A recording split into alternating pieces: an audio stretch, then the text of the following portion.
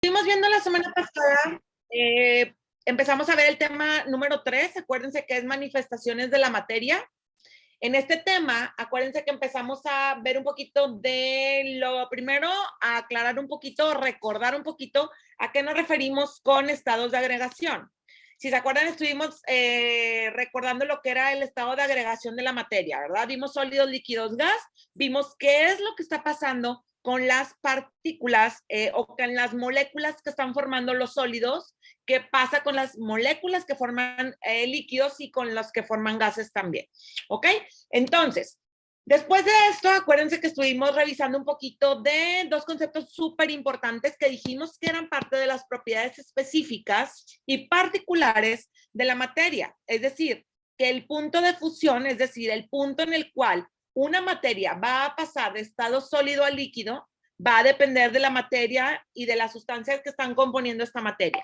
Lo mismo pasa con el punto de ebullición o punto de evaporación, que es el punto en el que una sustancia va a pasar de estado líquido a pasar al estado gaseoso, ¿sí? Y que estos dos son muy específicos dependiendo del tipo de materia que sea, ¿ok? Vimos por ahí el ejemplo del agua comparado con el ejemplo del alcohol, ¿verdad? Que vimos que eran muy distintos a los puntos de fusión y los puntos de evaporación. Después de eso, acuérdense que vimos un poquito de otros cambios en estado de agregación, que es la sublimación, que es pasar de sólido a gas sin pasar por líquido, y la sublimación inversa o depositación, que es el paso del gas a sólido sin pasar por líquido. Después de esto, chavos, vimos licuefacción o condensación. Vimos que Profe, un cambio... ¿puede poner la imagen anterior? Gracias. ¿Está? Sí, esa. ¿Cómo? Ah, ok, ya. Ok, acuérdense que después vimos licuefacción o condensación, que es pasar de gas a líquido, pero porque está habiendo un aumento de presión, ¿verdad? Sin haber cambio de temperatura. Después vimos la solidificación, que era de líquido a sólido. Vimos el ejemplo muy básico hablando de agua cuando hacemos cubitos de hielo en el congelador, ¿verdad? Después de esto vimos lo que era la solución. Acuérdense que dijimos que solución era una mezcla de dos o más sustancias que está formada por soluto y por solvente. El soluto es lo que se va a disolver, lo que está en menos proporción en nuestra solución. Y después está el solvente, que es en donde se va a disolver el soluto. Después de eso vimos la propiedad o la capacidad que tienen la materia de solubilizarse o disolverse, ¿sí? Eso lo vimos que era una capacidad, lo habíamos visto también con las propiedades específicas, ¿ok? Después por ahí vimos dos tipos de mezcla, la mezcla sólido-líquido. Cuando dijimos que existía una mezcla sólido-líquido, dijimos que iba a aumentar la solubilidad al aumentar la temperatura, ¿verdad? Y en la mezcla gas-líquido dijimos que al aumentar la temperatura va a disminuir la solubilidad. Pero acuérdense que dijimos, ¿cómo? Que si puede poner la imagen anterior. Ok, que en una mezcla que es gas líquido, si aumenta la presión, va a aumentar la solubilidad. Ahí acuérdense que estaba involucrada también la presión, ¿ok? Vimos después por ahí solución concentrada y solución diluida.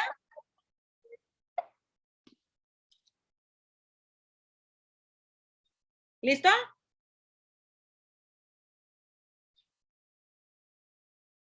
Estamos recordando, chavos, esto ya lo vimos el lunes. Todo esto ya lo vimos el lunes, estamos recordando, ¿verdad? Ok, solución concentrada dijimos que es una solución donde tenemos mucha cantidad de soluto, ¿verdad? En relación al solvente.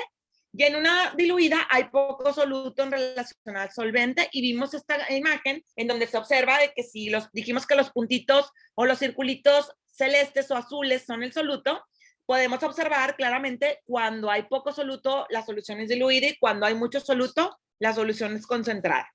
¿Ok? Después empezamos a ver los métodos de separación de mezclas, ¿ok? Ok, ok. Ok, si no pudieron venir el lunes, chavos, vean la clase que está grabada, ¿sí?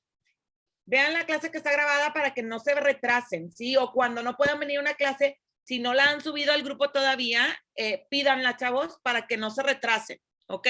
Y vengan ya con la información, o sea, no retrasada, pues, para que vengan con la clase ya vista, ¿sí?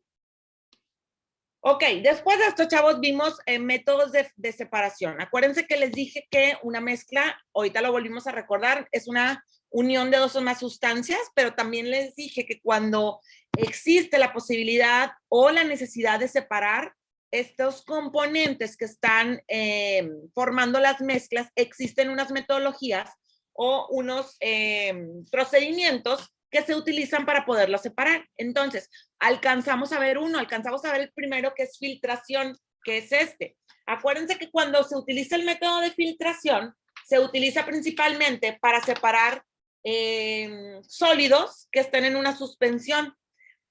Explicábamos que por ahí se utiliza un papel filtro o una sustancia, como por ejemplo puede ser una tela, o les platicaba yo que cuando hacemos experimentaciones en el laboratorio se utiliza mucho la tela Magitel cuando queremos hacer separaciones, ¿sí? De este tipo. Se pone, por ejemplo, en un embudo tela Magitel, se vierte por ahí la suspensión que queremos separar, que es donde están los sólidos, y va pasando el líquido hacia la parte de abajo y los sólidos se van quedando en la parte donde está el Magitel. Entonces, por eso se llama filtración, porque estamos filtrando la suspensión.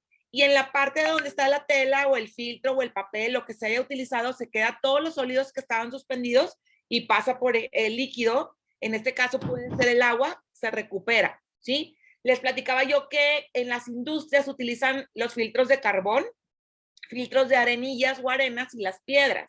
Y conforme los separados que están, por ejemplo, el carbón son piezas grandes, entonces puede pasar sólidos, pero van muchos sólidos chiquitos, que al momento de que pasa por la arena, se quedan más sólidos pequeños ahí y después hay otro filtro de piedra, ¿sí? Ahí se pueden combinar o se puede utilizar puro filtro de carbón o puro filtro de arena, y esto va a depender del tamaño de las partículas o de los sólidos que estén suspendidos o disueltos en la solución. ¿Ok? Ahora, vamos a ver, chavos, el siguiente método de separación de mezclas, que es la decantación. La decantación es bien sencilla, chavos, porque es un método físico completamente. Físico porque no estamos involucrando temperatura, no estamos involucrando ningún otro tipo de material de laboratorio. La decantación básicamente es para separar mezclas que son líquido-líquido, ¿sí? Ahí en la imagen se observa cómo imagínense cuando vimos la mezcla heterogénea, cuando está el aceite en la parte de arriba y está el agua en la parte de abajo. Son dos líquidos que queremos separar. Entonces, la decantación solamente es inclinar un poquito el vaso. Se va a ir primero, ya sea una parte líquida u otra. Entonces, lo van decantando, lo van inclinando hasta que se termina de pasar la primera fase líquida, ¿sí? Entonces, en ese momento tenemos separadas las dos fases líquidas. Entonces, la decantación es otro método de separación de mezclas que se utiliza para mezclas líquidas, y es muy sencillo porque simplemente es inclinar nuestros vasos para poder separar las dos partes que son líquidas. ¿Ok? Después de método de separación o este método viene la destilación. La destilación, chavos, es un procedimiento un poquito más complejo porque en la destilación ya se necesita involucrar el calor, se necesita calentar la solución o la suspensión y se necesitan estar cambiando temperaturas, involucra diferentes temperaturas. Por eso dice que se utilizan diferentes puntos de ebullición. Por ejemplo, fíjense ahí, vamos a explicar en la parte de abajo cómo está el procedimiento. Empezamos con el matraz bola del lado izquierdo, que está sometido al calor del mechero Bunsen. Entonces, ahí dentro del matraz bola tenemos una solución, ¿verdad? O una suspensión. Ahí nos indica que es agua salada, entonces sabemos que es agua con sal, ¿verdad? Cuando se empieza a calentar, ¿qué es lo que va a pasar?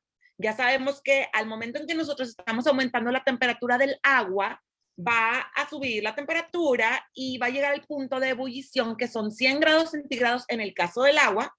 Y lo que va a empezar a pasar es que el agua va a cambiar de estado de agregación de estado líquido a estado gaseoso. Entonces, ahí se puede observar el vapor de agua, ¿sí? A eso se refiere, es el vapor de agua pura, es el agua que se está evaporando de esta solución salina o la solución salada, agua salada. Entonces, ahí está a 100 grados centígrados porque está ebulliendo, se está evaporando. El tubo que está por ahí es un tubo que es refrigerante, chavos. Dice, es un tubo refrigerante en donde, si se fijan en la parte del centro, es el tubo, es vidrio, por ahí va pasando el vapor de agua, pero en la parte de arriba y en la parte de abajo tiene unos conductos en donde se inserta y está circulando agua fría, agua muy fría, ¿sí? Cuando esto sucede, el vapor de agua cambia de estado de agregación nuevamente a agua. Si tú enfrías, el vapor de agua va a cambiar de estado de agregación de gas a líquida otra vez. Entonces, aquí lo que estamos haciendo es separarla del agua salada en el matraz bola, cambiando el estado de agregación, involucrando la temperatura de ebullición. Después se refrigera o se enfría este vapor de agua para que cambie nuevamente de estado de agregación y se pueda colectar. Del lado derecho está un vaso por ahí en donde está cayendo el agua nuevamente líquida, pero ya no tiene la sal. ¿Ok? Entonces, en la destilación estamos involucrando cambiar estados cambiar los estados de agregación, pero por la temperatura, cambiándolos diferentes o llegando a diferentes puntos de ebullición y de fusión. ¿Ok? Chavos, ¿tienen alguna duda de destilación?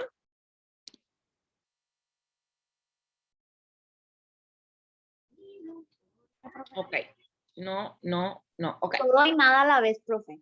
La verdad.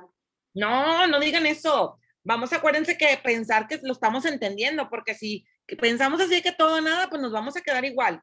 Entonces, chéquenlo muy bien, la explicación que estoy dando. Aquí acuérdense que les estoy explicando conforme a lo que ya estamos viendo. Por eso es importante que vayamos comprendiendo todos los términos para que cuando expliquemos este tipo de cosas, sepamos de qué estamos hablando cuando hablamos de punto de ebullición. Sepamos de qué hablamos cuando hay un cambio de estado de agregación y sea más fácil comprenderlo. Por eso es importante, chavos, que lean en su casa los temas, como siempre les encargo, y cuando estamos en la clase, pregunten, que no se queden con ninguna duda ni de términos ni de nada, ¿ok? Entonces, este es el otro método de separación de mezclas. Ya vimos entonces filtración, vimos decantación y vimos destilación, ¿ok? Ahora, el que sigue se llama cristalización. La cristalización, chavos, es una mezcla, es un método, perdón, que se utiliza para separar mezclas que son sólidos líquidos, ¿sí? Sólidos líquidos, que son solubles, ¿sí? Como el agua con sal también. Pero fíjense aquí lo que vamos a hacer o la diferencia con la destilación.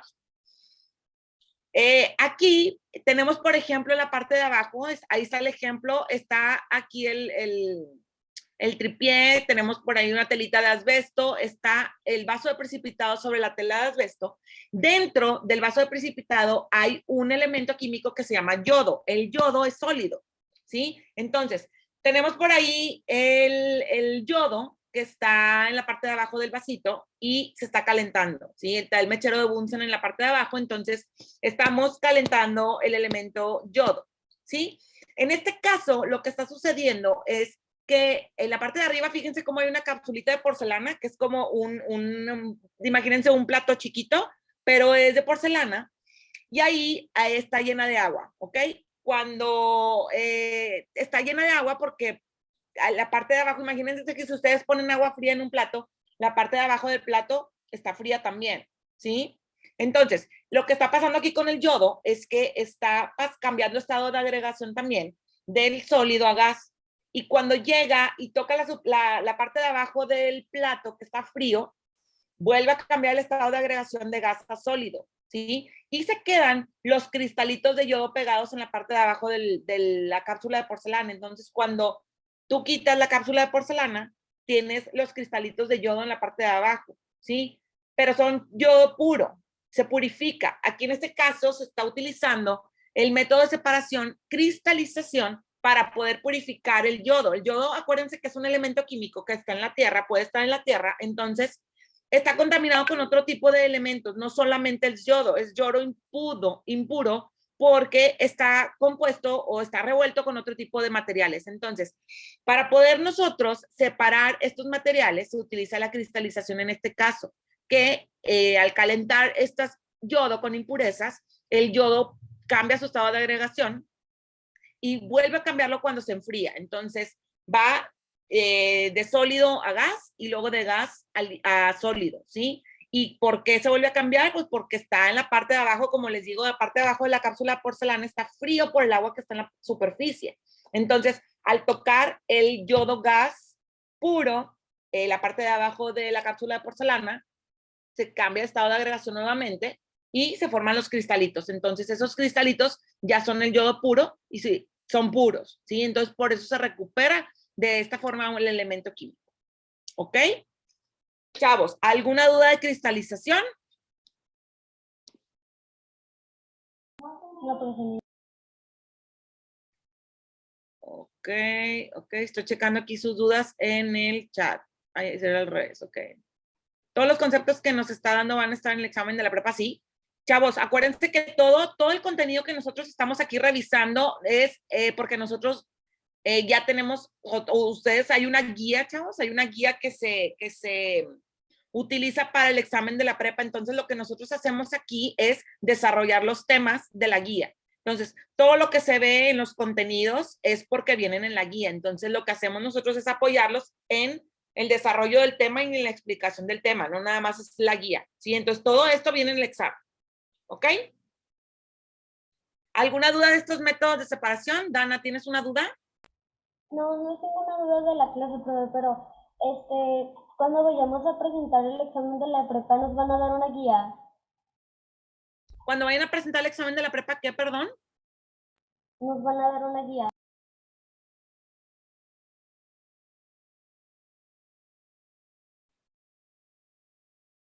Que si les dan la guía, yo me imagino que al momento en que se registran, no sé, por aquí está el profesor Víctor. Si no lo checamos, chavos, porque eso se les indica ya cuando se registran y cuando están ya listos para el examen y se les da una fecha, les tienen que dar una guía porque es para todos. La guía es una guía y aquí se desarrollan los temas, es lo que hacemos en las asesorías. ¿Ok? Una guía, sí. Ok, muy bien. Entonces, métodos de separación, chavos, se utilizan para separar las sustancias que están componiendo las mezclas. Acuérdense que ya vimos los tipos de mezclas y demás. Ok, sí, chavos, es lo que les decía. Cuando ustedes se registran y cuando se los dan a la guía, a las personas que no están en asesorías, les dan la misma guía que nosotros tenemos. Nada más que, como les digo, nosotros aquí en el centro educativo se desarrollan los temas para que ustedes ya tengan el contenido de esa guía, porque en la guía nada más te dan el tema, ¿sí? Pero sin contenido. Entonces aquí se les desarrolla el tema, pero es la misma guía, ¿ok? Las personas que no van a asesorías lo que hacen es investigar. O sea, ven el tema, ven el nombre del tema e investigan y estudian, ¿sí? Entonces, aquí ya sabemos por dónde va más o menos el tema y el contenido que se busca en el examen y por eso los desarrollamos y se los damos a ustedes. Sí, es lo que les digo. O sea, es lo que les dice el profesor Víctor, les está diciendo lo mismo ahí en el chat, que el contenido no se los da, nada más les dan el nombre del tema, ¿sí? Y tienen que investigarlo para poderlo estudiar. Aquí les damos el contenido. ¿Ok? Bien, seguimos entonces. Entonces, vimos estos 4 métodos de separación de mezclas, ¿verdad? Me dijeron que ya no tenían dudas. Aquí, chavos, viene por ahí como una parte en su cuadernillo, nombres y símbolos de elementos químicos, ¿sí? Es importante, chavos, que los conozcan. Ya saben ustedes que toda la tabla periódica son elementos químicos, pero hay unos más importantes que otros, porque son los que son bioelementos o que forman las biomoléculas, que todo esto ya lo vimos. Entonces, estos son algunos de los elementos químicos que son más importantes con su nomenclatura. Entonces, es importante que conozcan la nomenclatura, chavos. De estos, pues hay que aprendérselos, ¿sí? ¿Cuál es la nomenclatura del mercurio, el potasio, azufre, el sodio, el fósforo, el hierro, el oro, plata, nitrógeno, cobre, helio, boro, bromo, manganeso, magnesio, estaño, cloro, neón, ¿sí? Y aparte de esto, ustedes ya conocen los más básicos: carbono, hidrógeno, oxígeno, nitrógeno, azufre, fósforo, todos esos que ya vimos nosotros cuando vimos bioelementos, biomoléculas, ácidos nucleicos, proteínas y demás, ¿ok? Entonces, Estos son algunos de los elementos químicos de la tabla periódica, entonces hay que aprendernos la nomenclatura, ¿de acuerdo? Muy bien. Con eso, chavos, estamos concluyendo el tema 3, que es manifestaciones de la materia, mezcla y separación. Entonces, ahora vamos a revisar el tema de la naturaleza discontinua. Naturaleza discontinua de la materia, vamos a ver de qué se trata, ¿sí? Partes del átomo ya los conocemos, los hemos estado mencionando cuando hablamos de elemento, cuando vimos que era un átomo, ¿sí? Que vimos que los elementos estaban formados por un solo tipo de átomo. Sabemos que los átomos están formados por 3 partes, ¿sí? Lo que son los protones están dentro del núcleo y tienen carga positiva. Dentro del núcleo también vamos a encontrar los neutrones. Los neutrones, como el nombre lo indica, tienen carga neutra, ¿sí? Entonces, tanto protones como neutrones están en el núcleo. Ahí está la imagen. Y los electrones son los que tienen carga negativa, pero los electrones están girando alrededor del núcleo, ¿sí? Dice, inicialmente todos los átomos tienen la misma cantidad de electrones y de protones y su carga global eléctrica es igual a C. ¿Por qué? Porque estamos hablando que tienen la misma cantidad de electrones y de protones y unos son positivos y unos son negativos, pues la carga global va a ser 0 porque se neutraliza, ¿sí? Si estamos hablando que tiene, por ejemplo, un electrón es -1 y si tenemos un protón es +1, entonces la carga global es 0 porque se está neutralizando. Eso es inicialmente, ¿sí? Dana, ¿tienes una pregunta? No, profe, perdón, es que se me olvidó quitar la mano. Ah, ok, está bien. Se quedó la manita levantada. Ok, entonces, partes del átomo ya los conocemos. Protones, neutrones están en el núcleo, protones son positivos, neutrones neutros y los electrones girando alrededor del núcleo con carga negativa. Ahora, esto es bien importante, chavos. Necesito que pongan mucha atención. Eso es algo que tienen que saber. No, los neutrones no tienen carga, por eso es neutra, ¿sí? Los neutrones no tienen carga. Ok, fíjense bien, chavos. Dentro de las partes del átomo vamos a ver unos conceptos, ¿sí? Por ahí el número atómico, les puse ahí la imagen para que sepan dónde van a encontrar estos numeritos cuando vean la tabla periódica, ¿sí? El número atómico, chavos, está en la parte de arriba del elemento del lado izquierdo, ¿sí? ¿Qué es esto o a qué se refiere? ¿Sí? Es la cantidad, es cuántos protones o electrones tiene un átomo, chavos. ¿Sí? ¿Por qué protones o electrones? Porque estamos diciendo que inicialmente tienen la misma cantidad de protones que de electrones. Entonces, el número atómico nos va a indicar cuántos protones o electrones va a tener un átomo. Entonces, en este caso, el hidrógeno tiene solo uno. Tiene solamente un electrón o protón, ¿sí? Entonces, después de esto, vemos lo que es la masa atómica. La masa, acuérdense que ya habíamos visto lo que era masa. Masa es el peso. Entonces, cuando hablamos de masa atómica, la masa atómica nos va a indicar cuánto está pesando un átomo, ¿sí? Y va a ser igualito a la que es a la suma de protones y neutrones. A lo que tenemos en el núcleo es lo que va a hacer la suma de lo que pesa. Entonces, la masa atómica va a indicarnos cuánto pesa. ¿En dónde lo vamos a encontrar? Fíjense que la masa atómica, chavos, está en la parte de abajo de la letra o de la nomenclatura del elemento químico, ¿sí? Ahí vemos el número atómico que entonces está en la parte de arriba, que es la cantidad de protones y neutrones que tiene un elemento o un átomo. Y en la parte de abajo está lo que es la nomenclatura, luego el nombre del elemento y abajito viene otro numerito, pero ahí va a corresponder a la masa atómica, que es el peso. ¿Cuánto pesa? Entonces, va a ser igual a la suma de los protones más los neutrones, ¿sí? Por ahí, chavos, van a encontrar que existen átomos que son del mismo elemento, pero con igual número atómico, pero con diferente masa atómica. Y esto es, chavos, porque tienen diferentes cantidades de electrones.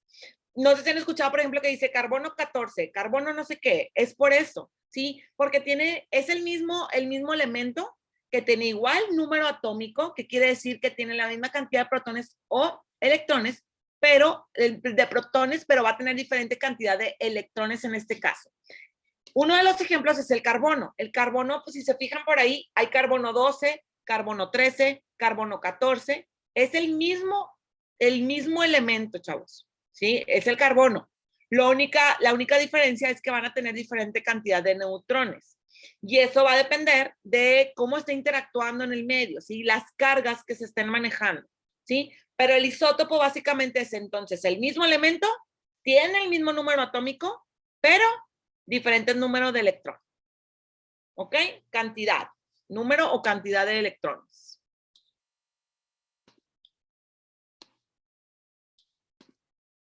Después, chavos, hay que, dentro de este tema de la naturaleza discontinua de la materia, vamos a revisar lo que es un ion. Si han escuchado, por ejemplo, que dicen de repente cuando compran un Powerade o de todas las marcas, cualquier marca, que son electrolitos, viene por ahí indicado que tiene iones de sodio, iones de potasio, iones de, etcétera, ¿sí? Un ion es un átomo o grupos de átomos que tienen carga eléctrica, ¿sí? Generalmente, chavos, son sodio, potasio, magnesio, todos esos están generalmente en los grupos 1 y 2 de la tabla periódica. Entonces, un ion va a ser un átomo o grupo de átomos que tienen carga eléctrica, ¿ok? Ahora, fíjense muy bien, molécula ya lo habíamos descrito, lo vimos al principio cuando estábamos viendo algunos conceptos. Ya habíamos visto, chavos, que la molécula era la parte más pequeña en la que se podía dividir un compuesto, ¿sí?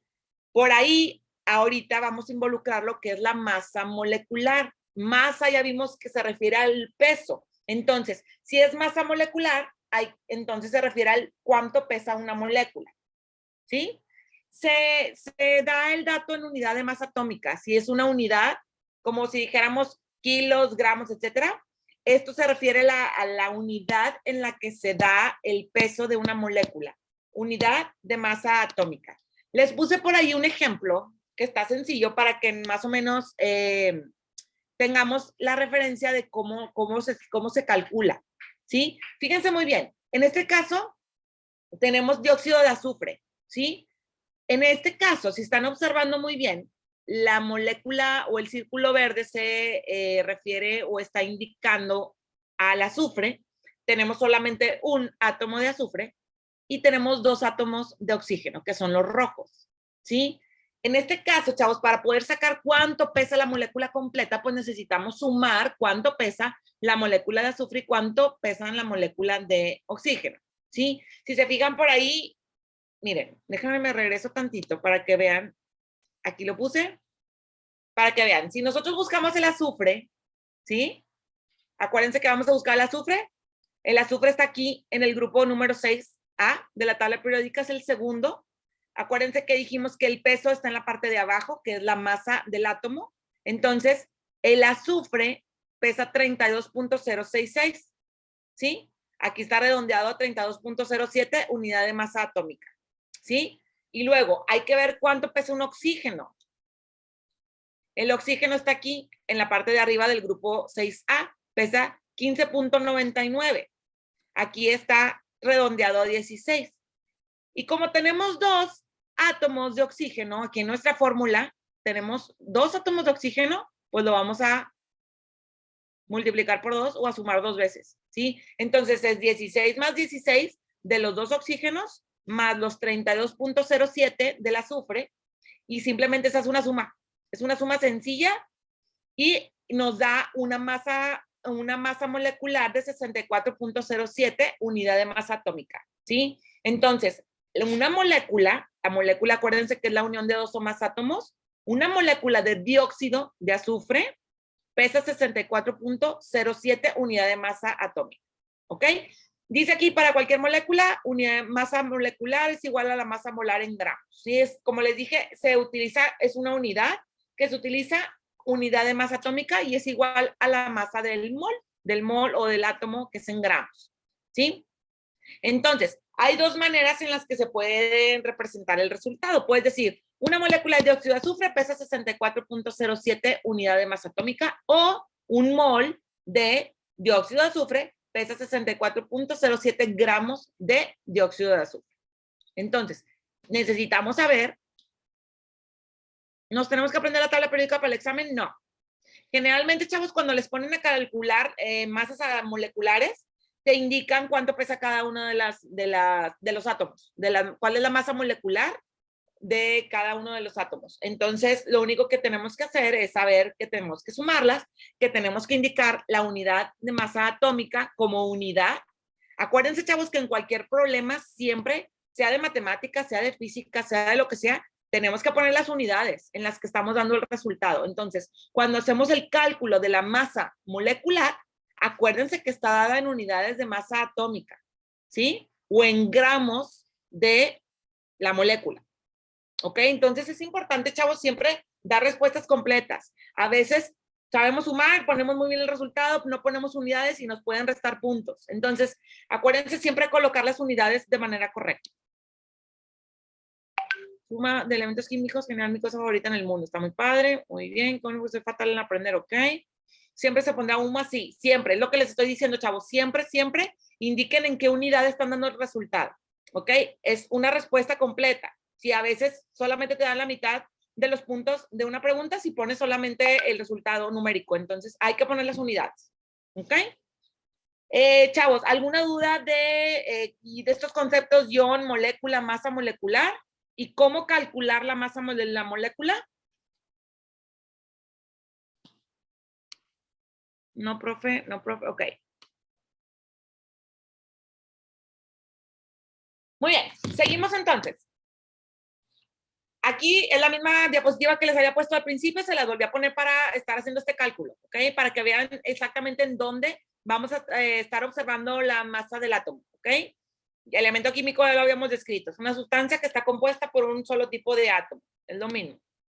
Ahora, dentro de la naturaleza discontinua de la materia, chavos, necesitamos ver un poquito de nomenclatura, ¿sí? La nomenclatura es cómo le damos el nombre a ciertos compuestos o moléculas, ¿sí? Entonces, fíjense muy bien, chavos, esto también es sumamente importante. Si ustedes se aprenden ciertas características de la nomenclatura, pueden fácilmente saber si lo que están observando es un ácido, es una base o es alcalino, si es una sal o si es un óxido. Entonces, de aquí, de estos cuatro fórmulas químicas, necesitamos poner mucha atención en qué es lo que me va a indicar dentro de la nomenclatura qué tipo de molécula es, ¿sí? Estamos hablando, por ejemplo, de los ácidos, inicialmente, ¿sí? Los ácidos, chavos, cuando escribimos la nomenclatura de un ácido, es bien importante que ustedes sepan que inicia con un hidrógeno.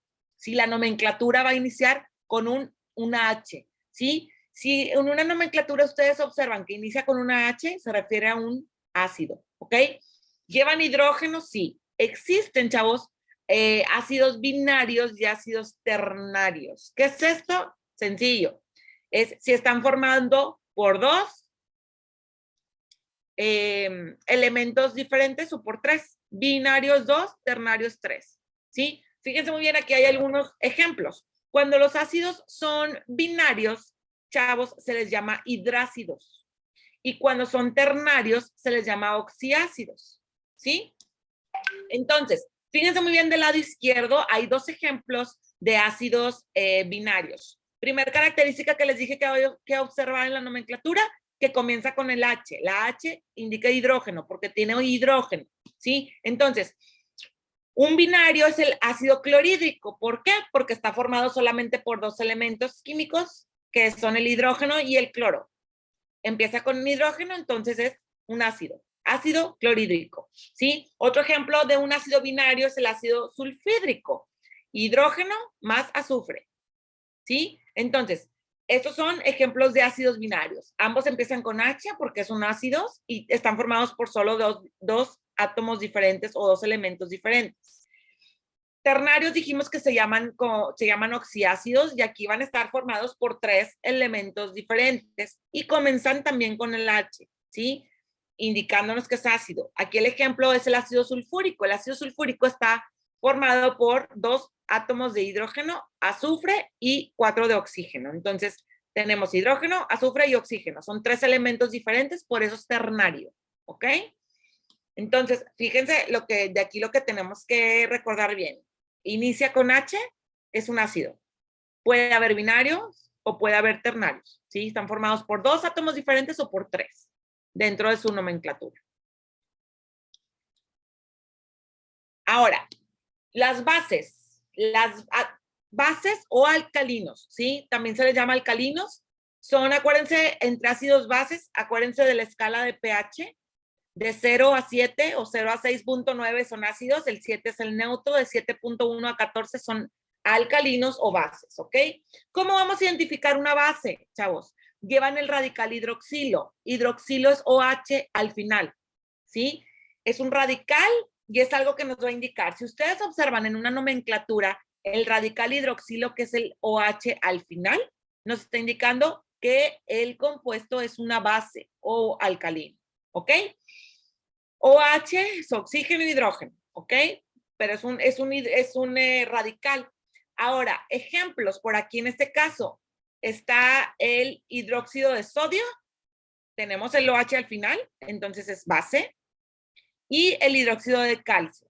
Tenemos OH también, está al final, entonces es una base o un alcalino, ¿ok? Entonces, son características que les van a ayudar a ustedes a identificar por la nomenclatura qué tipo de compuesto es. ¿Okay? Entonces ya vimos ácidos y ya vimos bases, ya vimos cómo identificar un ácido y cómo identificar una base, ¿ok? ¿Qué era OH? Es un radical. Radical OH es oxígeno e hidrógeno y en las bases o alcalinos los vamos a observar al final de la nomenclatura. ¿Ok? Joaquín, ¿tienes una duda? Lo que yo estaba viendo porque en las clases de química de la escuela es que normalmente el maestro las pone, pues si aquí tengo un ejemplo que sería AG, no me acuerdo cuál es el elemento, con NO3, que sería óxido, no me acuerdo cuál era N, pero sé que es óxido con es que no me acuerdo bien cuál era el elemento de N y el elemento de AG, pero normalmente lo leo de izquierda a derecha.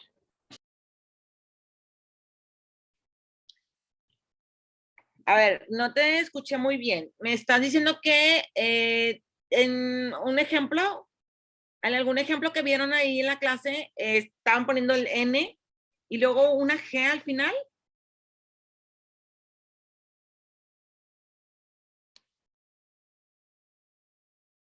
Ah, no, es nitrato. Cuando tienes NO3 es nitrato, ¿sí? Ahí en ese caso es nitrato de plata. Ajá, nitrato de plata. Y se lee de derecha a izquierda. ¿Sí? Sí. Ok. ¿Alguna otra duda?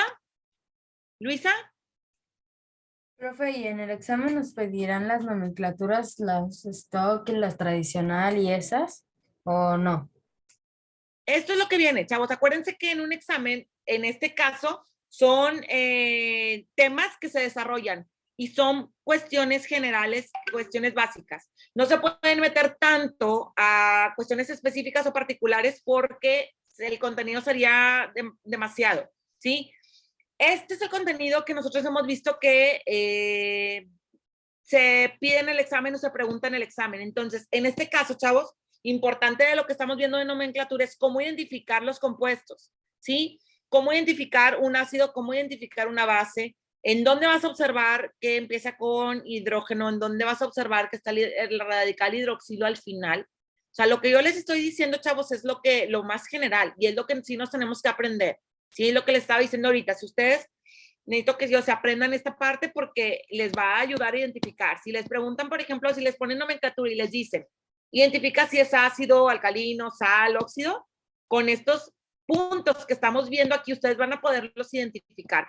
Por eso les pido que es importante que se aprendan la característica principal de los ácidos, que es empezar con H, ¿sí? La de los bases que tiene el radical hidroxilo al final, etcétera, ¿sí? Lo que estamos viendo de cada uno de los grupos de estas fórmulas, ¿sí? Joaquín, Luisa, ¿tienen otra pregunta o dejaron la manita arriba?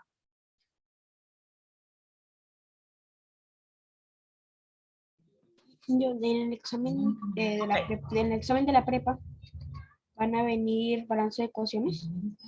No, no hemos visto que hayan venido eso, con la guía no viene, porque en el contenido no se desarrolla esa parte. Ok, muy bien, chavos, vamos a ver la siguiente fórmula química, sales, ¿sí? En las sales, chavos, están formados por un catión y un anión. Catión son que tiene carga positiva y los aniones tienen cargas negativas. Al igual, chavos, que los ácidos, que hay binarios y ternarios, en las sales también se observa esta clasificación. Hay sales binarias y sales ternarias. Es exactamente por lo mismo que por los ácidos, ¿sí? Que en las sales binarias vamos a tener, la sal está compuesta por 2 elementos diferentes y en las sales ternarias están formados por 3 elementos, ¿sí? Ejemplos de sales binarias: cloruro de sodio es la sal común, ¿sí? Está formado por cloro y por sodio. Entonces, como son 2 elementos diferentes, la sal es binaria, porque son 2, ¿sí? Cuando son sales ternarias, que están formadas por 3 elementos diferentes, se les llama oxisales, ¿sí? Los ejemplos: sulfito de calcio, sulfito, ¿sí? Sulfito, fíjense la terminación también, porque estamos teniendo por ahí 3 átomos de oxígeno. Fíjense la fórmula de abajo del sulfato de calcio, es exactamente igual, nada más que tiene un átomo más de oxígeno, ¿sí? El sulfito es calcio, azufre y 3 átomos de oxígeno. Y el sulfato tiene calcio, azufre y 4 átomos de oxígeno. Entonces, la diferencia en la sal ternaria de sulfito de calcio y sulfato de calcio, fíjense la terminación, porque se nos la tenemos que aprender. Si estamos hablando de sulfitos, porque son 3 oxígenos, y si hablamos de sulfatos, porque son 4 oxígenos en la fórmula. ¿Ok? Sí, cambia el nombre, cambia la terminación, ¿sí? Le llaman sufijo. Acuérdense que prefijo es con lo que inicia y sufijo es con lo que termina. Entonces, el sufijo es lo que cambia. Sulfito, sulfato, dependiendo si en este caso son 3 átomos de oxígeno o 4 átomos de oxígeno. ¿Ok?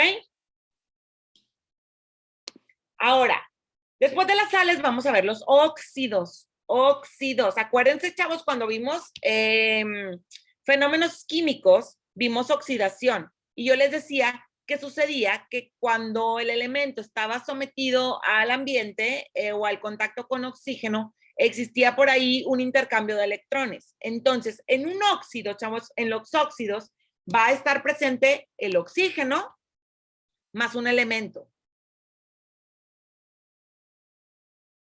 No, ya, una duda del chat antes de seguir. Me preguntan que si para saber qué son sales, ¿con qué letras empiezan, chavos? Es un catión y un anión. Catión y anión, ¿sí? Catión y anión. Es uno positivo y uno negativo. El sodio, por ejemplo, en el cloruro de sodio, el sodio, fíjense en qué grupo de la tabla periódica está. ¿Dónde está el sodio aquí? En el segundo, en el 11, en el puesto 11.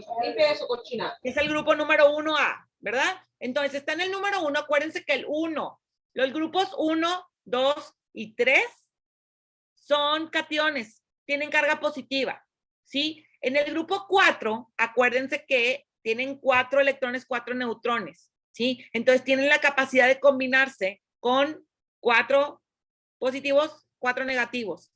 Y a partir del grupo 5, 6 y 7 son negativos. ¿Ok? Entonces, en este caso, el catión, que es el positivo, viene siendo el sodio. Y el anión, que es el negativo, es el cloro. Fíjense cómo está en el grupo 7A.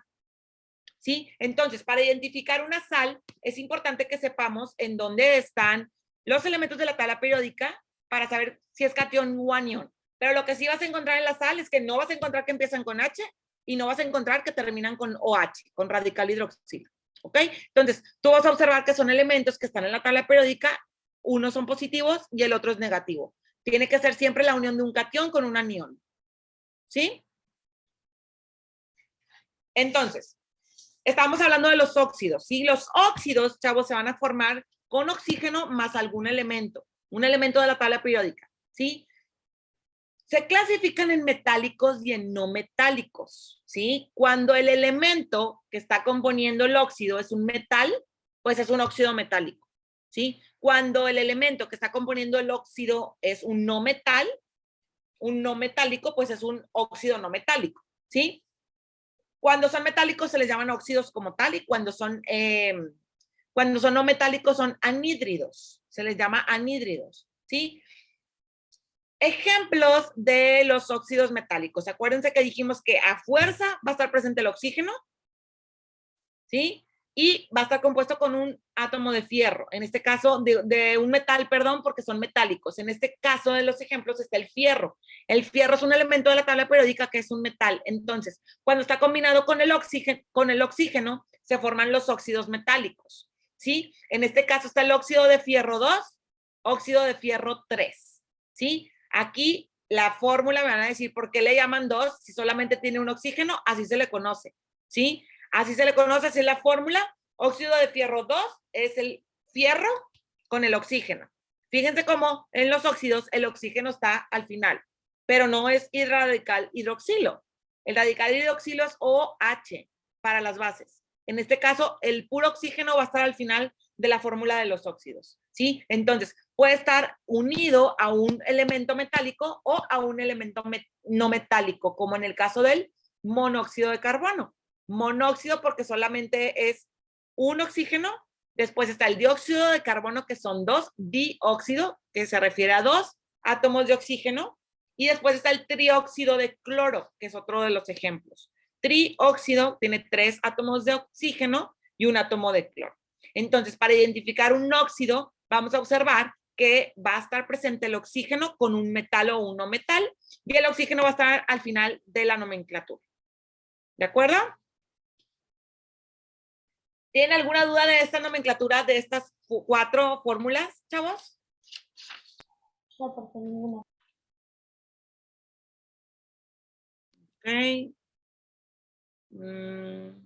Ok. Ok. Muy Les bien. soy sincera, muchas, pero ya se van a ir arreglando, no se preocupe, profe. Pregúntenlo. Si tienen, por ejemplo, dudas ahorita, pregúntenme. Si a lo mejor quieren revisar un poquito el tema de que digas, a ver, necesito como que aprendérmelo primero. Y si aún así tienen dudas, la otra clase me pueden preguntar. O sea, si quieren leerlo, quieren comprender todo lo que estamos viendo y lo quieren leer en su casa y después tienen dudas, chavos, búsquenme, ¿sí? Aquí ando y aquí voy a estar con ustedes estas 2 semanas todavía. Entonces, todo esto son cuestiones de ya aprendernos, chavos. Si no vimos ya muchos conceptos que era de comprenderlos, que están muy sencillos, que a lo mejor ya habíamos visto algo de estos conceptos, pero este tipo de cositas sí hay que aprendérnoslas porque nos va a ayudar a poder identificar qué tipo de compuestos son. Entonces, son puntitos muy claves de cómo identificar un ácido, cómo identificar una base, cómo identificar una sal y cómo identificar un óxido. Entonces, sí necesitamos aprendernos estos puntos son como tips o puntos claves para poder identificarlos por la nomenclatura. ¿Ok?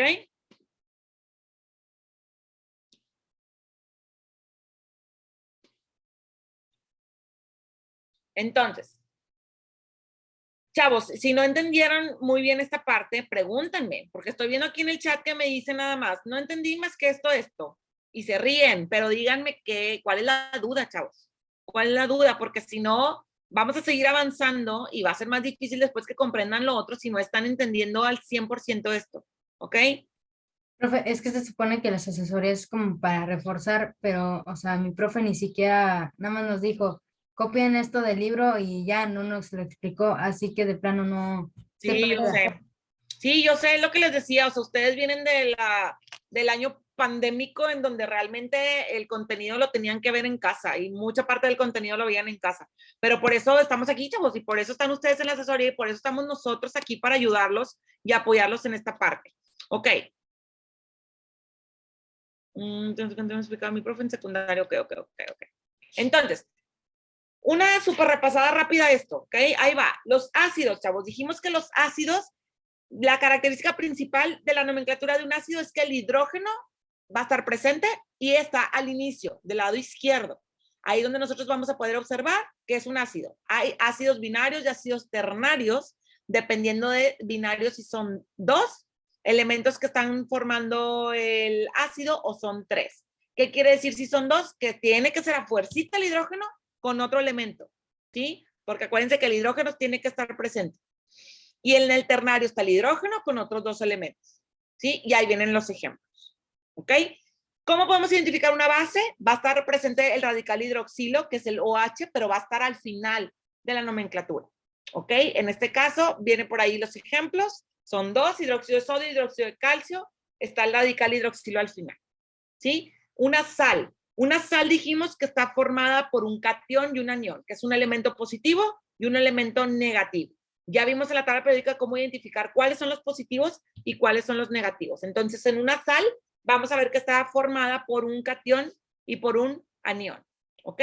Vienen por ahí igual que para los ácidos, hay sales binarias porque están formadas por 2 elementos nada más y sales ternarias que están formadas por 3, ¿ok? Y al final vimos los óxidos. Los óxidos, característica principal es que va a estar presente el oxígeno al final de nuestra nomenclatura y que va a estar unido a un elemento metálico para hacer un óxido metálico o a un elemento no metálico para hacer un óxido no metálico o anhídrido, ¿ok? Y vienen por ahí los ejemplos, ¿ok? Joaquín, ¿tienes alguna duda?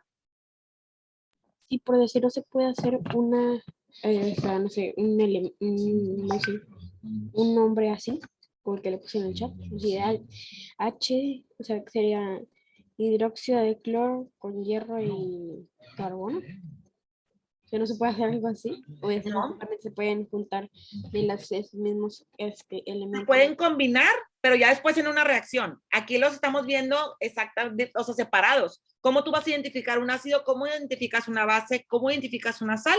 ¿Y cómo Sí, no, identificas? pero eso ya, o sea, sí se puede juntar así, pero después de que de ambos reactivos se junten en un producto. ¿Sí? ¿Sí? Acuérdate que todo esto son elementos o son moléculas que pueden reaccionar o combinarse en una reacción química para formar productos. ¿Sí? Ok. Ok. Ya, tenía esa duda. Ok. ¿Alguna duda, Luisa? En la de óxidos, ¿siempre Ajá. se va a agregar la O? Siempre. ¿O cómo? ¿Sí? Siempre, porque ahí la parte de arriba dice es un oxígeno más un elemento. O sea, un óxido a fuerza va a estar presente para un óxido a fuerza está presente el oxígeno y otro elemento, metálico o no metálico.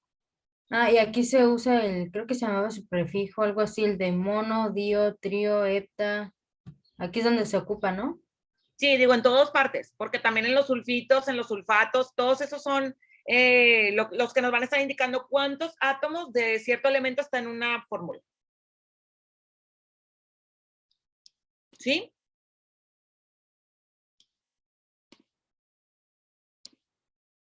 Ok, muy bien.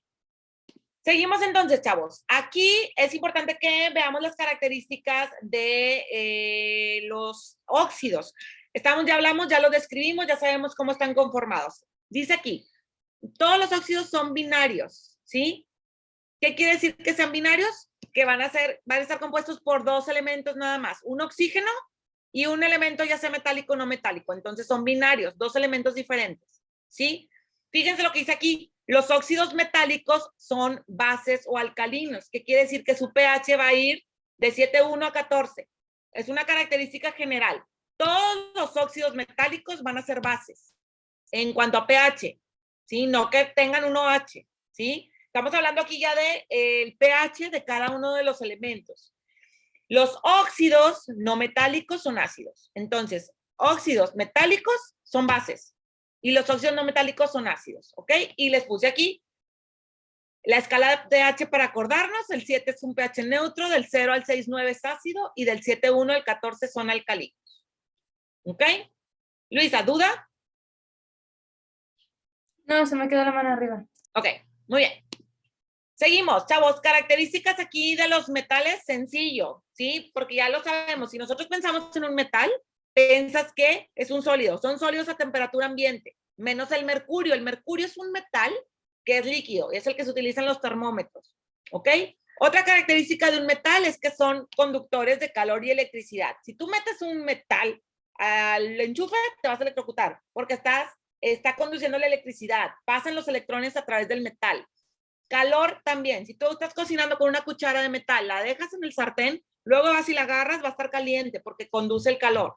Entonces, metales sólidos a temperatura ambiente menos el mercurio conducen calor y electricidad y son dúctiles y maleables. ¿Qué quiere decir? Que los podemos doblar. Los podemos doblar, les podemos dar forma, ¿ok? Características de los no metales son cuestiones diferentes, son contrarias. Y en este caso, todos son líquidos a temperatura ambiente, los no metálicos. Líquidos a temperatura ambiente no son conductores de calor ni electricidad como los metales y no son dúctiles ni maleables. Entonces no los podemos doblar ni darles forma. Entonces básicamente si observan, las características de los metales son contrarias a las características de los no metales. ¿Ok? Joaquín, ¿duda? Pero dice, todos son líquidos a temperatura ambiente y no son conductores ni de calor ni de electricidad, pero el agua es conductor de electricidad y es un no metal. Pero eso es por cuestión de los electrolitos. Aquí estamos hablando de lo que son elementos metales y no metales de la tabla periódica. ¿Sí? El agua es conductora de la electricidad, pero porque tiene electrolitos. Y eso lo vamos a ver después.